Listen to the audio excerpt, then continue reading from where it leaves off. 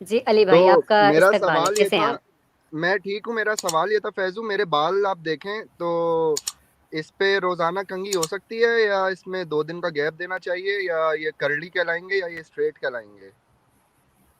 जी देखें, जहाँ तक मुझे दिख रही हैं आपके बाल तो सीधे ही हैं। और अगर रोज़ाना कंघी करना है नहीं करना है तो आपका निजी मसला है ना, मैं क्या कह सकता हूँ। जबरदस्त। तो मेरा भी सही यही सवाल था, वो जो भाई आए थे जो कह रहे थे कि कर्ली बालों के लिए है ये हदीस, तो इनको पता नहीं किसने कह दिया कि कर्ली बालों में कंघा करने की जरूरत नहीं होती। जिनके कर्ली और लंबे बाल होते हैं उन्हें तो और ज्यादा कॉम करने की हुँ, जरूरत होती है। केयर करने की ज़्यादा ज़रूरत होती है। जी। या तो ये तो कितनी बेवकूफ़ों वाली बात है अपने आप में ही, कि आपके वो तो कर्ली बालों वालों के लिए थी, क्योंकि उनको तो ज्यादा केयर, उनको तो ज्यादा इजाजत देनी चाहिए थी कि भाई तुम तो दिन में 10 दफा कंघी करो, तुम्हारे लिए खैर है। बिल्कुल। अच्छा अली जी। भाई, सॉरी टू इंटरप्ट, अली भाई sorry to interrupt, 1 minute Ali भाई। और हमारे एडम सीकर भाई चैट में हाजिर हुए हैं। एडम भाई का इस्तेकबाल है। जी। जी। असलम अली आज आप भाई, कहें वो कि एडा जी। करली बाल सिर्फ वो सर पे जो रहता है उसकी बात कर रहे हैं ना आप? हाँ, मैं भी अरे यही सवाल मेरा भी था कि सर के बालों की बात हो रही है ना ये? जी जी जी। अरे यार! तो जवाब क्या मिला? नहीं, मुझे ये किधर-किधर बातें कोई, ले जा रहे हो? क्योंकि अच्छा किसी ने अच्छा, बताया फैजू ही भाई नहीं, ने। किसी ने अच्छा बताया ही अली नहीं भाई अभी, नहीं आप, कि अली भाई आप अभी एक्स फैजू मुस्लिम भाई हो के किसी ने मोमिन नहीं हो कहा क्या है हो अभी। भाई आप? मैं एक्स मुस्लिम हूँ, बहुत पुराना, मैं 2009 2010 से एक्स मुस्लिम हूँ मैं। अच्छा भाई, फिर ठीक है भाई। माशाअल्लाह, अल्लाह पाक आपकी उम्र में बरकत अता फरमाए, आमीन सुम्मा आमीन। मैंने तकरीबन आप कह लें 12 साल 14 साल की उम्र, 13 साल की उम्र में मैंने 7 सिपारे हिफ्स कर लिए थे। अम, और पंसूरा मुझे याद करा दिया गया था। और लेकिन फिर यही हुआ कि जब जितना ज़्यादा पढ़ता गया उतने ज़्यादा सवाल पैदा होते रहे। और फिर ये ज़्यादा पढ़ने की वजह से ही होता है ऐसा, अगर आप जितना कम पढ़ोगे आप अच्छे मुसलमान रहोगे और लगे रहोगे उसी काम पे। लेकिन जहाँ आप ये पढ़ने लगोगे ना, इंजीर देखिए आप लोगों ने, इंजीर कितना ज़बरदस्त फल है इंजीर, उस इंजीर को आप खा लो जी तो बड़ा मज़ा आता है। लेकिन उस इंजीर को जब आप खोल के देखते हो ना, उसके अंदर इतने गंदे गंदे बीज नजर आते हैं, फिर आपको खाने का दिल ही नहीं चाहता इंजीर। जी, तो बस राइट। सही बात है भाई। इस्लाम भी ऐसा ही है कि इसको खोल के देखोगे ना अगर, तो फिर आपका दिल ही नहीं चाहेगा कि इसकी तरफ आप देखो भी। सही बात बोले जी, आपने, ये बात एक नंबर बात थी भाई ये। बहुत सॉलिड बात की ली भाई आपने। और आई थिंक हमारी आपसे पहली मर्तबा बात हो रही है। आज आई से पहले हाँ, या आई आपसे गेस बात नहीं हो बिल्कुल। पाई। जी। अली भाई, एक तो आप फल और रहता है, मतलब कि उसको फल ही शायद कहते हैं, गूलर कहते हैं, गुल्लर गुल्लर। उसके अंदर जो उसको आप खोलिएगा तो उसके अंदर जानवर रहेंगे, बारीक बारीक। जी। तो उससे कहते हैं बिनाई मजबूत होती है। तो जब खोल कर देखो तो खाने का दिल नहीं करता, लेकिन वैसे खाइए तो बड़ा अच्छा लगता है। तो तो बस बस यही इस्लाम भी मिसाल ऐसे ही इस्लाम है। पे लागू होती है। जब मैं इस्लाम पे शुरू में बात करता था, मेरे घर वाले और मेरे सारे दोस्त और मेरे आसपास के लोग कहते थे तुम्हें पता नहीं है इस्लाम के बारे में, तुमने पढ़ा नहीं है इसलिए तुम ऐसी बातें करते हो। क्योंकि पहले तो मेरा एतराज जो है बेसिक कॉन्सेप्ट पे था कि भाई जन्नत दोजख क्यों है, बदला क्यों है अगर उसी ने हमें बनाया है। जैसे कि अब देखें ना कि अगर उसने मेरे नसीब में लिखा हुआ है कि मैंने कत्ल होना है, तो इसका मतलब ये है कि उसने किसी के नसीब में लिखा हुआ है कि किसी ने मुझे कत्ल करना है। तो फिर उसको हुँ, कत्ल करने की सजा क्यों मिलेगी? क्योंकि मैंने तो कत्ल होना ही है, कोई तो करेगा ना मुझे कत्ल। तो एक तरफ वो मेरी तकदीर में कत्ल होना लिख रहा है, दूसरी तरफ किसी की तकदीर में वो लिख रहा है कि उसने कत्ल करना है। और फिर उसने जन्नत दोजख का ड्रामा भी लगाया हुआ है। तो पहले तो यही कुछ बेसिक क्वेश्चन से शुरू हुई, लेकिन फिर मैंने लोगों के ताने इतने पड़े कि तुम्हें पता नहीं है और ये सवाल जो है तुम्हारे वैलिड नहीं है। हमने कहा अच्छा भाई पढ़ लेते हैं, ये कौन सी इतनी बड़ी कोई पढ़ाई है। 60 70 की किताबें आपने खरीदनी है, 1500 2000 रुपए तक की आ जाती हैं वो। कुरान की ट्रांसलेशन आप खरीद लें ऑनलाइन, आपको सारी तफसीरें मिल जाती हैं। तो 5 6 8 महीने का आपकी रिसर्च का टाइम लगता है, आप अगर लग के मज़हब को दो, इस्लाम को। और आप तकरीबन 10 12 हज़ार हदीसें पढ़ लेते हो, कुरान पढ़ लेते हो, चारों पांचों तफसीरें पढ़ लेते हो, इस्लामिक हिस्ट्री पढ़ लेते हो, सीरत इब्न हिशाम पढ़ लेते हो, सीरत। तो आपको इस्लाम का बेसिक बेसिक क्या बहुत डीप आइडिया हो जाता है 6 8। फिर जब पढ़ लिया तो फिर तो मैंने कहा ये तो मैंने गलत कर दिया पढ़ के, ये तो मुझे पढ़ना ही नहीं चाहिए था, ये क्या गंद है। आप जी, देखें कि एक अल्लाह जो दुनिया बना रहा है और जिसने सारी कायनात बनाई है, जो इतना निज़ाम चला रहा है, इतनी गैलेक्सीज एंड एवरीथिंग, इतनी सारी फोर्सेस ऑफ नेचर का मालिक है वो। लेकिन उसको at the end of the day उसको मतलब किस चीज से है कि मैं अपनी पॉटी कौन से हाथ से धोता हूँ, मैं मैं अपनी बीवी से सेक्स कौन सी पोजीशन में करता हूँ, और मैं किसके साथ, कहीं लड़के के साथ सो रहा हूँ या लड़की के साथ सो रहा हूँ कि, और उसको इतनी छोटी छोटी चीजों से मतलब है कि मेरे अगर सुसु के कतरे निकल गए तो फिर वो जो है वो मुझे दोबारा वजू वजू करना, ये तो मुझे मैंने लगा ये तो खुदा हो ही नहीं सकता, एक ऐसा खुदा है कि इसको इतनी छोटी छोटी बातों से मतलब है, और इसको कोई दुनिया में काम वाम नहीं है करने को कि ये मेरे पे ध्यान दे रहा है। मैं इतनी बड़ी चीज जी हूँ कि मुझ पे ध्यान दे कि मैं क्या कर रहा हूँ बाथरूम के अंदर और अपने कमरे के अंदर, और मैं कौन सी जगह के बाल कब साफ कर रहा हूँ, कौन सी जगह के बालों में कंघी कितनी दफा कर रहा हूँ, पाइंचे मैंने कितने ऊंचे हैं कितने नीचे हैं। ये कैसा खुदा है, इसके पास कोई टाइम, मतलब कोई इसके पास काम वाम नहीं है करने को कि ये इतनी छोटी छोटी बातों में अपने दखल दे रहा है। तो बस ये कुछ बातें थी कि जिसकी वजह से मैंने इस्लाम छोड़ा। फिर मैं दूसरी बहुत सारी चीज़ें ऐसी थी कि जिसकी वजह से फिर धमकियाँ वमकियाँ भी मिली, और लेकिन मैंने इस्लाम जो है वो किसी धमकी की वजह से नहीं छोड़ा। मुझ पे कोई ऐसा वक्त नहीं आया कि मुझे किसी ने कोई फिजिकली कुछ किया हो, या मैं एक बहुत लिबरल मुस्लिम फैमिली में पैदा हुआ। मैं अभी भी अपनी फैमिली के साथ रहता हूँ, उनको मेरे नज़रिया पता है, उनको जी मेरे अकायद पता है, कोई मुझे नफरत नहीं करता। तो मैं ये नहीं कह सकता कि जिस तरह दूसरे एक्स मुस्लिम्स हैं उन्होंने अपने ऊपर होने वाले कुछ मजालिम ऐसे थे या कुछ सिचुएशंस ऐसी थी जिसके नतीजे में उन्होंने इस्लाम छोड़ा। मैं कह सकता हूँ कि मैंने इस्लाम सिर्फ जो है लॉजिक की बुनियाद पे छोड़ा है, मुझे समझ में ही नहीं आया जी क्योंकि मेरी जी अकल पे अली हमला भाई, नहीं ये जो था। हाँ अली भाई, ये जो इल्ज़ाम होता है ना, खासकर हमारे उलेमाओं की तरफ से, मुफ्तियों की तरफ से, कि घर वालों ने कुछ कह दिया होगा, घर वालों ने परेशान कर दिया होगा, या फिर तंगी की हालत होगी, तो इसलिए ये लोग ऐसी हरकतें करते हैं। बिल्कुल जो आपकी स्टोरी है ना, सेम टू सेम मेरी भी स्टोरी है। मुझे भी घर वालों से कोई परेशानी नहीं है, और उनको पता है कि लोंडा निकल चुका है हाथ से। लोंडा हाथ से निकल गया, फिर भी वो मुझे आज भी उतना ही प्यार करते हैं। तो मैं ये कहता हूँ कि फैमिली का कोई मैटर नहीं है, फैमिली सबकी होती है, कोई किसी को समझती है, कोई किसी को नहीं समझती। लेकिन अगर आपने इस्लाम को समझ लिया, फिर आप इसमें नहीं रह सकते। फैमिली का तो कोई मैटर ही नहीं है इसमें। फैमिली का मेरी अम्मी देखें, मेरी अम्मी ने ना बचपन से, अपने बचपन से, जब वो खुद 13 14 12 साल की थी ना, उस वक्त से वो छोटे बच्चों को कुरान पढ़ा रही हैं, और आज वो 60 साल की हो गई हैं और वो आज तक बच्चों को कुरान पढ़ा रही हैं। तो ना मुझे उनसे कोई मसला है। अब आप सोचें कि ऐसी औरत की जो कुरान पढ़ाती है, आप तो ये सोचेंगे ना कि यार वो तो बड़ी एक्सट्रीम होगी, लेकिन नहीं, कोई बात नहीं। मैं उनके हुँ, घर में रहता हूँ, उनके साथ रहता हूँ, मुझसे, मेरे लिए वो मेरी माँ है, उनके लिए मैं उनका बच्चा हूँ। तो वो उस कोई चेंजेस नहीं आए मेरे रिलीजन चेंज करने से, कोई हमारे रिश्ते में, मेरी फैमिली में कोई मसला नहीं हुआ मुझे। जी। तो अली भाई, मुझे तो बहुत अच्छा लगा आपसे बात करके, और मैं आपसे गुज़ारिश करूँगा कि एक सोलो इंटरव्यू अगर आपके साथ हो जाता, क्योंकि आप जैसे लोग बहुत कम हैं, जो एक्चुअल रीज़न बताएँ कि हमने इस्लाम क्यों छोड़ा। क्योंकि फैमिली अगर आपके साथ है, तो फैमिली वजह नहीं होती कि फैमिली ने आपको टॉर्चर किया है, इसलिए आपने इस आइडियोलॉजी को छोड़ दिया और कहा मैं तुम्हारे तौर तरीके नहीं मानूंगा। यार, ज़्यादातर जो भी एक्स मुस्लिम है वो इस्लामी तौर तरीके ही फॉलो कर रहा है, चाहे वो खाना पीना हो, चाहे पहनावा हो, लेकिन वो उस आइडियोलॉजी पे कटने मरने को तैयार नहीं हो रहा। बस इतना सा फर्क है। बस इतना सा ये फर्क है। सेम टू सेम सब कुछ। मैं सबको आप यकीन करें, आपका चैनल जो मुझे थोड़ा सेंसिबल लगता है वो इसलिए लगता है क्योंकि आप देखें, मैं हरगिज इस चीज़ के हक में नहीं हूँ कि अगर, और मैं मुनाफिक नहीं हो सकता, मैं अगर इस चीज़ के हक में नहीं हूँ कि सर तन से जुदा, आई मीन गुस्ताख रसूल की सज़ा सर तन से जुदा, अगर मैं इस चीज़ के खिलाफ हूँ तो आम, और मुझे तो जाहिर सी बात है, मुझे कोई किसी की अप्रिसिएशन भी नहीं चाहिए, तो मैं इस चीज़ के लिए भी खिलाफ हूँ कि भाई कोई ज़बरदस्ती किसी से बुलवाए जय श्री राम बोलो, या बोले कि जीसस क्राइस्ट लॉन्ग लिव बोलो। तो मैं तो दोनों तरफ हूँ, मैं तो ज्यादती के खिलाफ हूँ, किसी के साथ कोई ज़बरदस्ती नहीं होनी चाहिए, हर किसी को अपना मज़हब फॉलो करने की इजाज़त होनी चाहिए, लेकिन फोर्स करने की इजाज़त नहीं होनी चाहिए। अगर मैं मानता बिल्कुल। हूँ, अगर आप मानते हैं कि आपका अल्लाह सच्चा है और अगर आपको ये बात बोलने का मैं हक दे रहा हूँ, तो आपको भी मुझे ये बात बोलने का हक देना पड़ेगा कि अल्लाह झूठा है। अगर आप ये मानते हैं कि मोहम्मद सच्चा नबी है और मैं आपको ये बात बोलने का हक दे रहा हूँ, तो आपको भी मुझे हक देना पड़ेगा कि मैं बोल सकूं कि मोहम्मद झूठा है। आप अपने बच्चों को ये पढ़ाते हो कि अल्लाह ताला ने कायनात बनाई, और मैं आपको ये हक दे रहा हूँ कि आप पढ़ाओ अपने बच्चों को, ये कोई बात नहीं।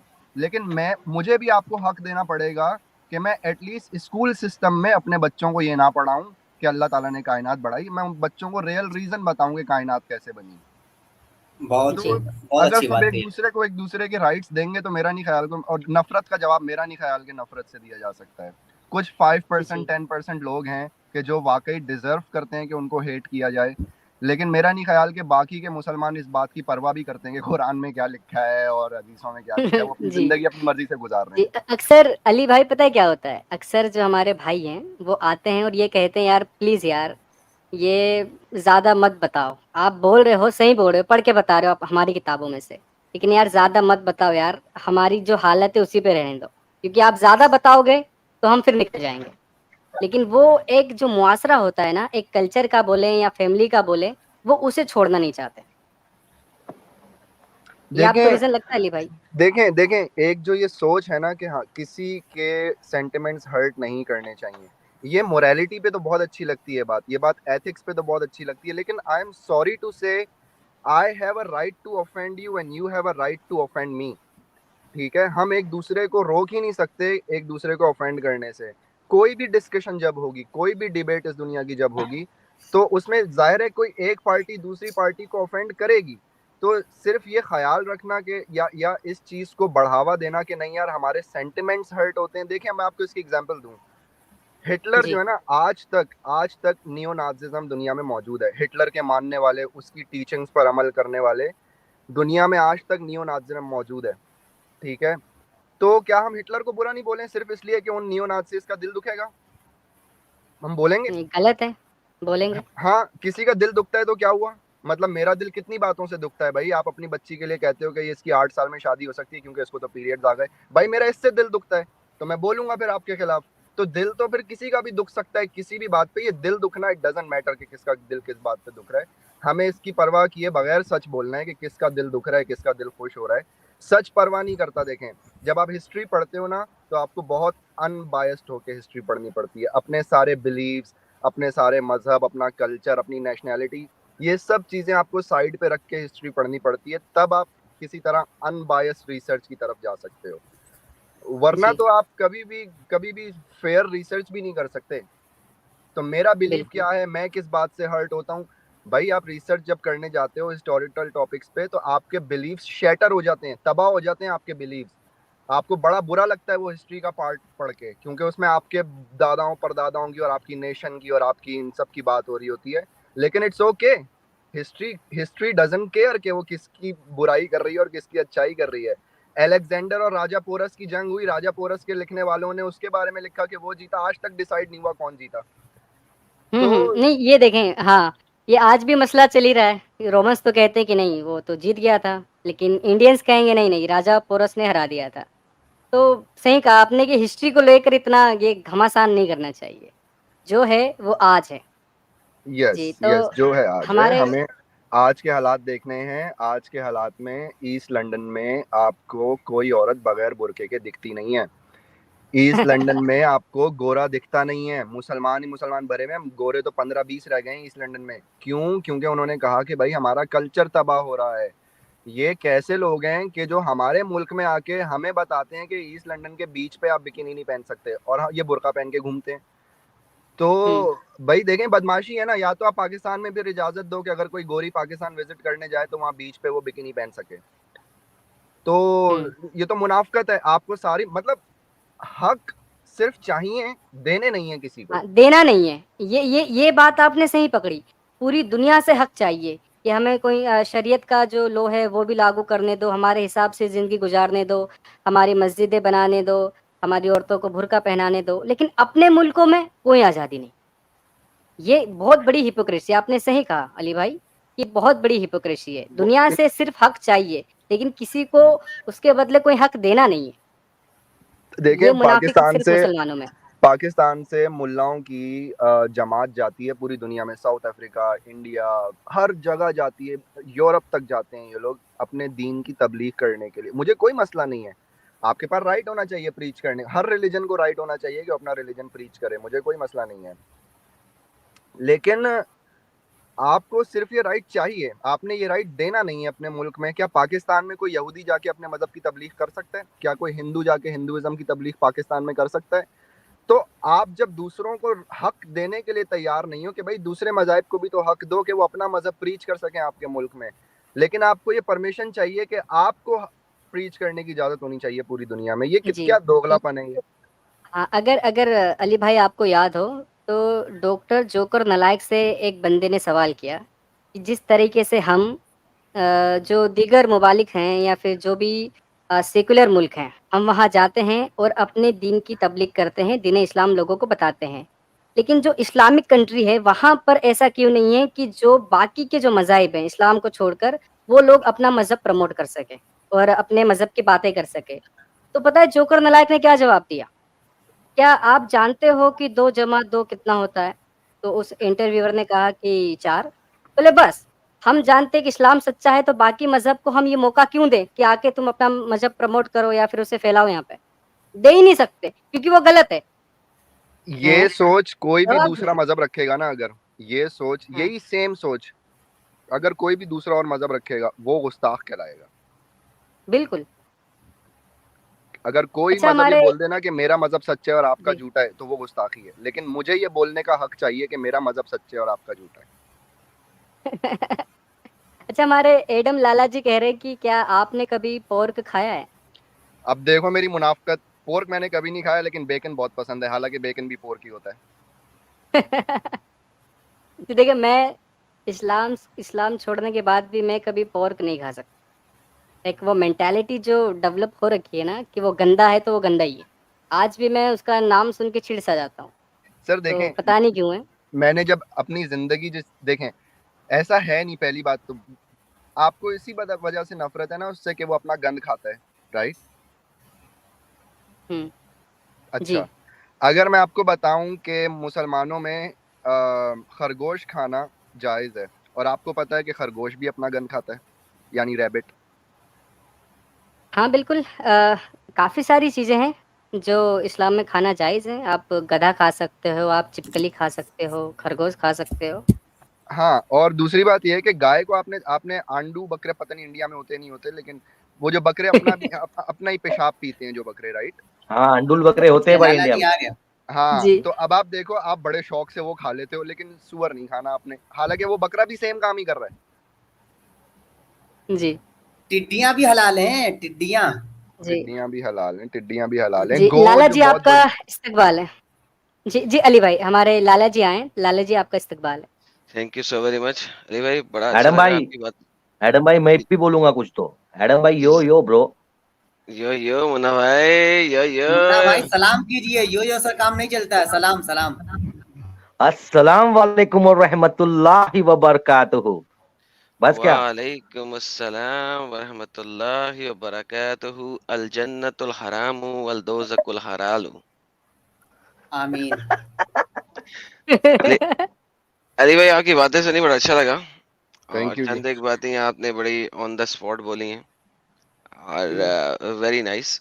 इस पोर्शन को तो स्पेशली काट के सेपरेट चलाना चाहिए। Very very well stated facts आपने बोले हैं पाकिस्तान के बारे में भी। और सेकेंडली जो आपने बेकन खा लिया तो सर आप आगे आप हो गए एक्स मुस्लिम भाई।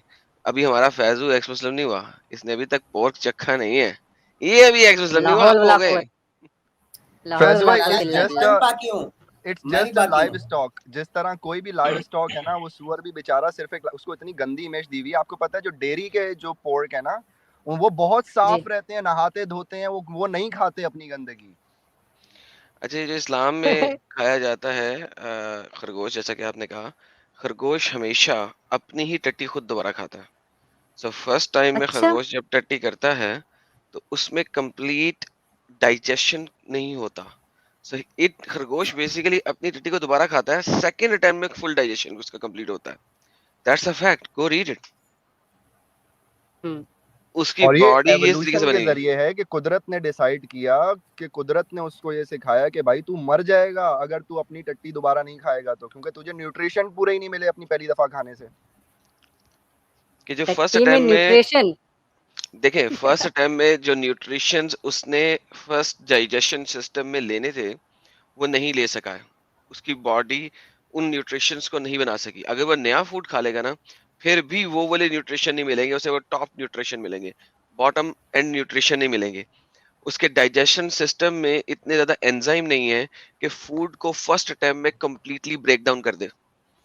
सो खरगोश सेकंड टाइम में अपनी टट्टी खाएगा ताकि फुल न्यूट्रिशंस उसकी बॉडी के अंदर आ जाए। सो एनी सिंगल मुस्ला जिसने खरगोश खाया हुआ है, ही कैन ईट पोर्क, क्योंकि आजकल का पोर्क जैसे कि हमारा भाई बता रहा है, ये जो पिंक पिगीज होते हैं ना, पिंक पिगीज, सर ये तो बहुत अच्छा फूड खाते हैं। ये तो मेरे ख्याल में इंडिया पाकिस्तान के स्लम्स में रहने वालों से ज्यादा अच्छा फूड खाते हैं। हो सकता है। नहीं हो सकता, नहीं है, ऐसा ही है। ऐसा ही है। जो पोल्ट्री की दुनिया में जितनी इन्वेस्टमेंट है, दुनिया ने जितनी बड़ी इंडस्ट्री पोल्ट्री को और लाइव स्टॉक को बना लिया है, अंडे, मुर्गियां, गाय, उनका गोश्त और फिर पोर्क, ये बड़ा ख्याल रखा जाता है इनका। ऐसा नहीं है कि ज्यादती होती है इन पे, और ये बड़े तंदुरुस्त होते हैं, ये बड़े सेहतमंद होते हैं जो पिग्स होते हैं, और हेल्दी पिग्स को खाया जाता है।